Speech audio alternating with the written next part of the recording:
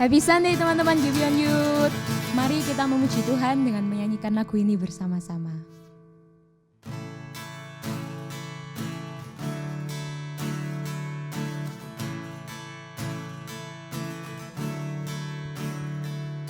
Dalam bahaya dan kegelapan, melalui lembah kau bersamaku. Kau yang di depan, yang memimpinku, hanya di dalam-Mu keselamatanku. Puji Allah, Dia di pihakku, kasih Bapa sungguhlah perlindunganku. Mari puji, kasih-Nya besar, siapakah lawanku bila Dia di pihakku.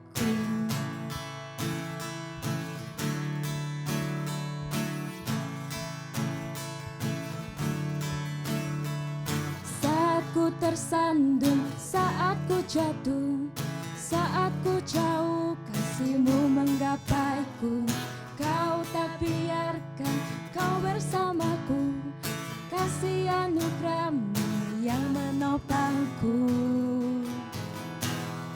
Puji Allah, Dia di pihakku, kasih Bapa sungguhlah perlindunganku. Mari puji, kasih-Nya besar, siapakah lawanku bila Dia di pihakku.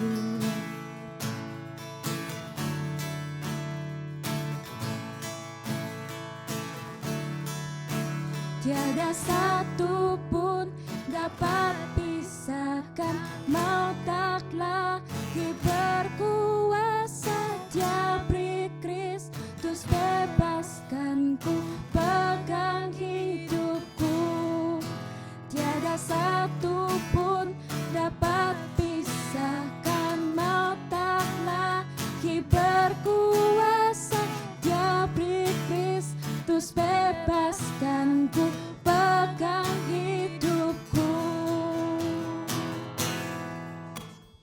Puji Allah, Dia di pihakku, kasih Bapa sungguhlah perlindunganku. Mari puji, kasih-Nya besar, siapakah lawanku bila Dia di pihakku. Puji Allah, Dia di pihakku, kasih Bapa sungguhlah perlindunganku. Mari puji, kasih-Nya besar, siapakah lawanku bila Dia di pihakku.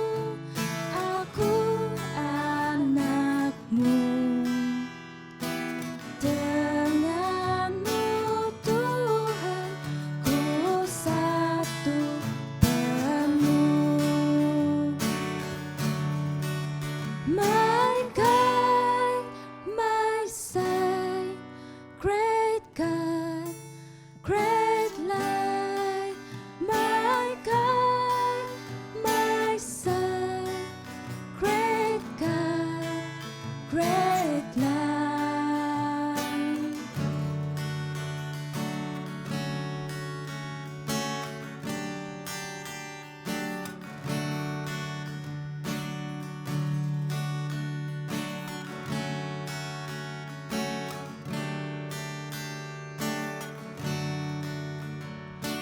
Kaulah bagiku tempat berteduh, Kaulah perisai dan benteng teguh, sukacitaku kekal dalam-Mu, kuasa surgawi Engkau kuasaku. My God, my Son, great God, great light. My God, my Son, great God, great light.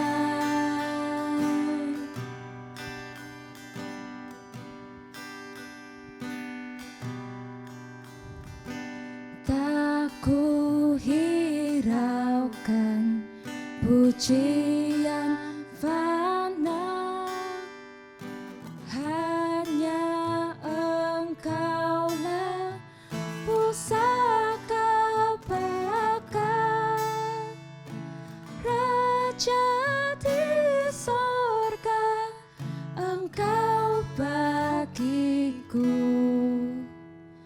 harta abadi bahagia penuh.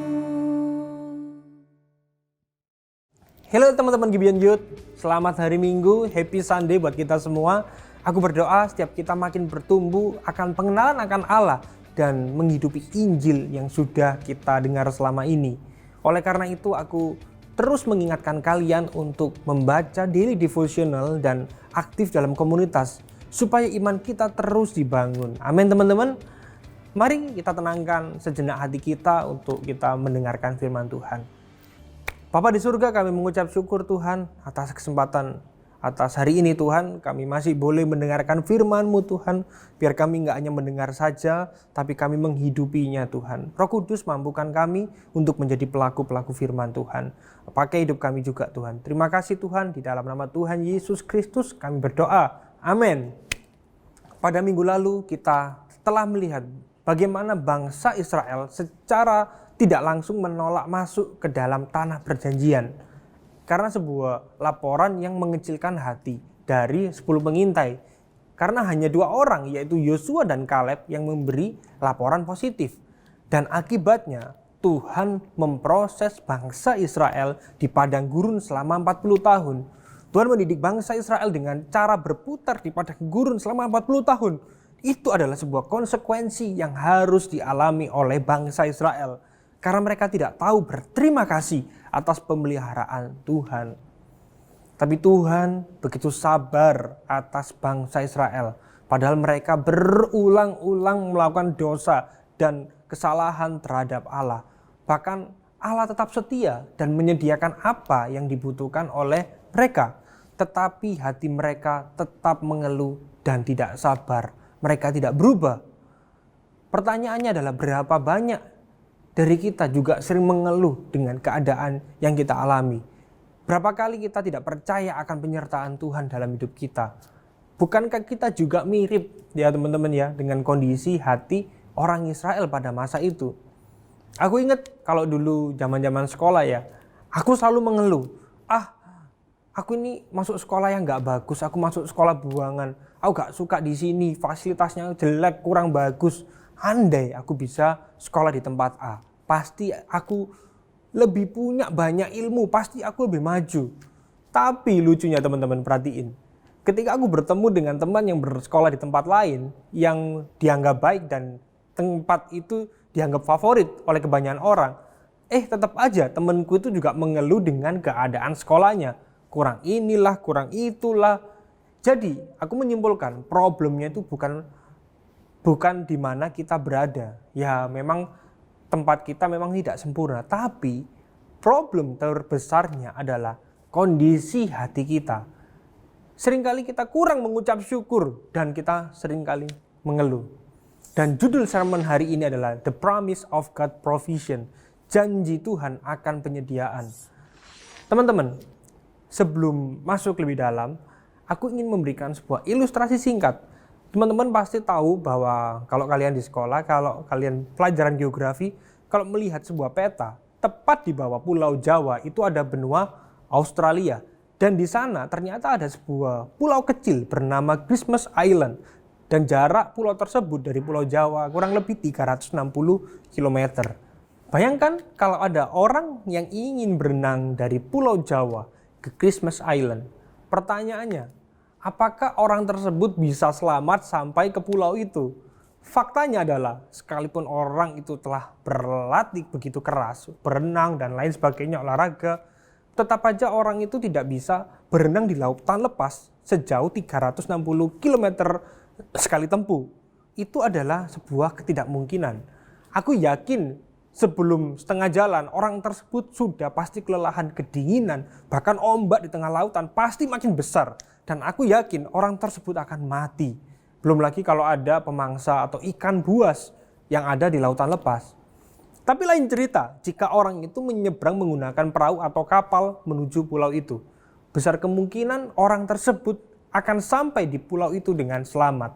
Jadi kesimpulan sederhananya adalah, tubuh manusia tidak pernah didesain untuk berenang sejauh 360 km dalam sekali tempuh. Kita ini bukan Aquaman ya teman-teman, itu hanyalah sebuah tokoh fiktif dalam film. Tapi sebuah kapal dirancang untuk membawa manusia menyeberang lautan yang jauh, yang luas menggunakan kapal, manusia menggunakan kapal. Ini adalah gambaran bahwa seringkali manusia mempunyai pandangan yang salah ketika menjalani kehidupan. Yaitu dalam banyak hal manusia selalu menggunakan kekuatan sendiri. Padahal Tuhan sudah merancangkan dan bahkan Dia menyediakan jalan untuk kita dapat menjalani hidup ini sesuai kehendaknya. Dalam perjanjian lama dicatat bahwa Tuhan sudah mengantar bangsa Israel ke tanah perjanjian. Tetapi apa yang terjadi? Mereka kembali menolak penyediaan Tuhan yang mengakibatkan mereka berputar di padang gurun. Dan itu lebih menyulitkan bagi mereka. Bahkan banyak dari mereka mati. Supaya lebih jelas, kita baca sama-sama ya Bilangan 21 ayat 4-9. Aku pakai versi mudah dibaca. Oke? Orang Israel meninggalkan Gunung Hor dan berjalan menuju Laut Merah. Mereka mengelilingi negeri Edom, tetapi umat tidak sabar dalam perjalanan itu. Mereka mengeluh terhadap Allah dan Musa. Mengapa engkau membawa kami keluar dari Mesir? Kami akan mati di padang gurun. Tidak ada roti dan air. Dan kami muak terhadap makanan yang tidak enak itu. Jadi Tuhan mengirimkan ular-ular berbisa ke tengah-tengah umatnya. Ular-ular itu menggigit mereka. Dan banyak dari orang Israel mati. Mereka datang kepada Musa dan berkata, kami tahu bahwa kami telah berdosa ketika kami berbicara menentang Tuhan dan engkau. Berdoalah kepada Tuhan. Minta kepadanya agar ia menjauhkan ular-ular itu. Musa berdoa demi mereka. Dan Tuhan berkata kepada Musa, buatlah seekor ular tembaga dan letakkan ke atas sebuah tiang. Jika orang digigit ular, orang itu harus memandang kepada ular tembaga pada tiang itu. Orang itu tidak akan mati. Jadi Musa membuat seekor ular dari tembaga dan menempatkannya di atas sebuah tiang. Bila ular menggigit orang dan orang itu melihat ular tembaga pada tiang itu, ia akan hidup. Nah, lihat teman-teman, dari pembacaan ayat tadi, bangsa Israel mengeluhnya bukan main, bahkan mengeluarkan kata-kata yang kasar terhadap Musa dan Tuhan. Di ayat 5, mereka mengatakan muak dengan makanan yang tidak enak itu. Dan Tuhan akhirnya memberikan didikan dengan memberikan ular-ular berbisa itu di tengah-tengah bangsa itu. supaya mereka kembali bertobat dan berbalik kepada Allah. Singkat cerita, Israel sadar bahwa mereka sudah berdosa di hadapan Tuhan. Lihat apa yang terjadi. Tuhan kemudian menyuruh Musa membuat seekor ular tembaga yang diletakkan di atas buah tiang. Supaya jika orang Israel digigit, orang Israel harus memandang ular tembaga di tiang itu. Ini adalah sebuah tanda bahwa Tuhan itu tidak akan membiarkan ada dosa di tengah-tengah umatnya. Dia akan memberikan ganjaran, tapi dia juga menyediakan pengampunan bagi mereka yang minta ampun. Bahkan dia menyediakan antidot atau penawar bagi bangsa Israel. Tahu gak teman-teman bahwa konsekuensi dari dosa adalah kematian. Entah itu kematian secara fisik, atau kematian rohani, atau bahkan kematian secara kekal. Roma 6 ayat 23 mencatat, sebab upah dosa ialah maut, tetapi karunia Allah ialah hidup yang kekal dalam Kristus Yesus Tuhan kita. Tuhan juga pernah menjelaskan kepada Adam dan Hawa waktu mereka ada dalam Taman Eden bahwa jika mereka makan dari pohon pengetahuan yang baik dan yang jahat, mereka pasti akan mati. Itu ada di dalam Kejadian 2 ayat 17. Tipe kematian jatuhnya Adam dan Hawa di Taman Eden bukan hanya kematian fisik, tapi juga kematian spiritual atau rohani, yang artinya terpisah dari Allah. Kematian spiritual terus berlanjut dari masa ke masa, sampai pada akhirnya pribadi kedua dari Allah Tritunggal, yaitu Yesus Kristus, mengalahkannya melalui kematiannya di kayu salib. Dia mati di kayu salib dan dia bangkit karena dia berkuasa atas kehidupan dan kematian. Salib Kristus adalah wujud kasih dan keadilan Allah. Karena Allah yang kita sembah adalah Allah yang kudus, teman-teman. Di mana ada dosa, dia harus memberikan hukuman, dia harus memberikan ganjaran akan dosa. Tapi Allah yang kita sembah juga adalah Allah yang penuh kasih, yang selalu memberikan pengampunan, dan dia menyediakan jalan supaya umatnya hidup dengan penuh kemenangan. Amin, teman-teman. Ketika Tuhan mendengar pertobatan bangsa Israel, Tuhan menyediakan pemulihan bagi bangsa Israel. Ketika bangsa Israel mengalami konsekuensi dosa, mereka harus melihat ular tembaga tersebut.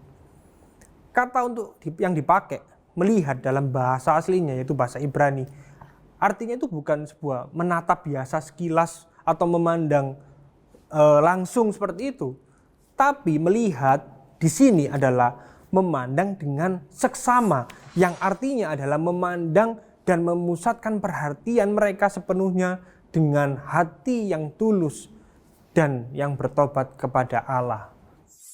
Ketika mereka sedang menderita luka-luka dan mereka sekarat karena digigit ular, dan mereka akhirnya memandang ular tembaga atau perunggu tersebut dengan seksama, pemulihan terjadi di antara mereka. Teman-teman, Tuhan yang kita sembah itu Tuhan yang unik dan penuh misteri. Tuhan justru memilih lambang dosa mereka, yaitu ular, tapi Tuhan malah membuat lambang ular perunggu yang ditinggikan di tengah-tengah bangsa Israel. Justru ular perunggu itu digunakan Tuhan sebagai lambang belas kasihan Tuhan terhadap mereka. Teman-teman, keselamatan dari kematian orang Israel di padang gurun itu tidak efektif jika mereka tidak memandang tiang ular perunggu itu dengan sepenuh hati atau dengan iman. Sama halnya dengan kita. Kalau kita mengerti salib Kristus tapi tidak benar-benar menaruh iman sepenuhnya pada karya salib Kristus, maka anugerah keselamatan itu juga tidak efektif bagi kita.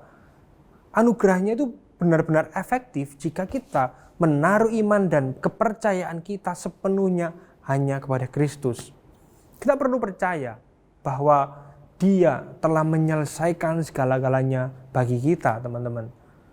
Gospel Connection kita pada hari ini adalah, dahulu orang Israel memandang ular perunggu yang terangkat tinggi di sebuah tiang dan memandangnya, lalu mereka disembuhkan. Demikian kita juga saat ini, kita perlu terus memandang dengan iman kepada Yesus Kristus yang ditinggikan tinggi di kayu salib, karena disinilah kita diselamatkan dari hukuman dosa kita. Amin teman-teman. Yohanes 3 ayat 14-15 Perjanjian Baru juga mencatat, Musa meninggikan ular di padang gurun, demikian pula anak manusia itu harus ditinggikan. Wow, luar biasa ya teman-teman ya. Oleh sebab itu, setiap orang yang percaya kepada anak manusia itu menerima hidup yang kekal. Amin. Ular dalam cerita ini bukanlah kebetulan. Dengan membaca tentang ular yang menggigit bangsa Israel dan tiang ular perunggu, kita perlu kembali ke awal cerita Adam dan Hawa ketika mereka dulu tergoda oleh ular. Ketika Hawa terbujuk dan mengikuti ular, sebenarnya Hawa itu sedang meragukan Tuhan. Dia tidak percaya bahwa perintah Tuhan itu terbaik bagi mereka. Ini adalah dosa awal kejatuhan manusia. Dosa awal kejatuhan manusia adalah ketidakpercayaan akan Tuhan atau dosa meragukan penyediaan Tuhan bagi mereka. Dan dosa itu terus menjalar dari generasi sampai generasi sampai kepada generasi bangsa Israel. Oleh karena itu Tuhan menggunakan ular perunggu untuk mengingatkan bangsa Israel bahwa nenek moyang mereka yaitu Adam dan Hawa juga pernah jatuh dalam dosa ketidakpercayaan. Bahkan kalau mau jujur, berapa kali kita tidak percaya pada penyediaan Tuhan dalam hidup kita? Berapa kali kita marah kepada Tuhan? Kalau ada situasi yang buruk dalam hidup kita, kita selalu menyalahkan Tuhan. Berapa kali kita mencoba dengan kekuatan kita sendiri untuk mencari jalan keluar dalam hidup kita tanpa mengandalkan Tuhan. Aku mau jujur ya teman-teman. Seringkali ketika aku menghadapi masalah, seringkali aku juga jatuh dalam dosa ketidakpercayaan. Seringkali aku juga meragukan Tuhan bahwa Tuhan itu selalu menyediakan yang terbaik. Aku selalu meragukan Tuhan teman-teman. Tapi disinilah kita perlu bertobat sama-sama. Bahwa kita kembali menaruh iman pada Tuhan. Bahwa Dia selalu menggandeng kita dan Dia menyediakan terbaik buat masa depan kita. Mungkin saat ini buat versi kita itu mungkin gak baik. Tapi mari kita percayai Tuhan bahwa jalannya itu jalan yang selalu terbaik untuk kehidupan kita. Amin. Oleh karena itu teman-teman, kita semua perlu bertobat. Gak peduli yang berbicara depan kalian, kita perlu bertobat bersama-sama dan kita kembali memandang salib Kristus. Salib Kristus adalah lambang pengharapan bagi kita. Salib Kristus adalah lambang kesetiaan Tuhan dalam hidup kita. Amin. Sebelum aku tutup sermon kita hari ini, kita baca sama-sama ya tulisan yang ada pada layar kalian. Oke? Salib Kristus bukanlah memori masa lalu, tapi salib Kristus adalah kekuatan bagi kita untuk menjalani hidup di masa kini. Amin. Mari kita kembali tenangkan hati kita. Tuhan, kami mengucap syukur Tuhan. Biar kami gak hanya mendengarkan firman-Mu Tuhan, tapi firman-Mu itu benar-benar menguatkan kami, menghibur kami dan menegur kami Tuhan. Kalau kami mungkin seringkali tidak percaya pada Engkau Tuhan, ampuni kami Tuhan. Ajar kami untuk kami bisa terus percaya pada Engkau Tuhan. Kami percaya Tuhan Roh Kudus-Mu ada dalam kami Tuhan.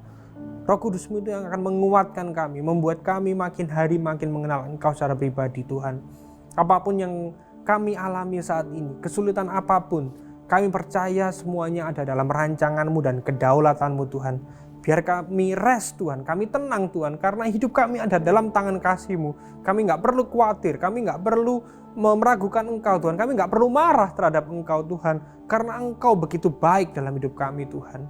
Kami mengucap syukur Tuhan, biarkan firman-Mu ini terus menolong kami Tuhan, hari lepas hari Tuhan, biar kami hidup berkemenangan Tuhan. Mampukan kami Roh Kudus, mampukan kami Tuhan, supaya kami terus berjalan sesuai dengan kehendak-Mu Tuhan. Pakai hidup kami sebagai alat-Mu Tuhan, biar kami terus mempercayai Engkau Tuhan, dan kami bisa menceritakan pengharapan yang sudah kami dengar pada hari ini Tuhan. Terima kasih Tuhan. Aku berdoa dalam nama Allah Bapa, Putra dan Roh Kudus, di dalam nama Tuhan Yesus Kristus kami berdoa dan mengucap syukur. Amin. Thank you teman-teman, kalian udah melihat tayangan ini dari awal sampai akhir. Jangan lupa sekali lagi untuk aktif dalam komunitas dan membaca devotional. Dan juga kalau kalian ada permohonan doa, kalian juga bisa scan QR code yang ada dalam layar ini. pasti ada kakak-kakak pembina yang akan selalu mensupport kalian dalam doa dan menolong kalian dalam kesulitan. Sampai jumpa minggu depan. God bless you.